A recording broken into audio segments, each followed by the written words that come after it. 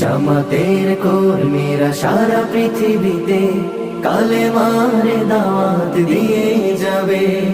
কোরআনের আলোকে সমাজ বিনির্মাণ, কোরআনের আলোকে সমাজ বিনির্মাণ, হাজার জুলুম বাধা উতরে যাবে।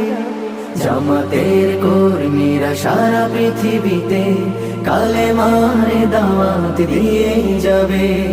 জামাতের কর্মীরা সারা পৃথিবীতে কালেমার দাওয়াত দিয়ে যাবে।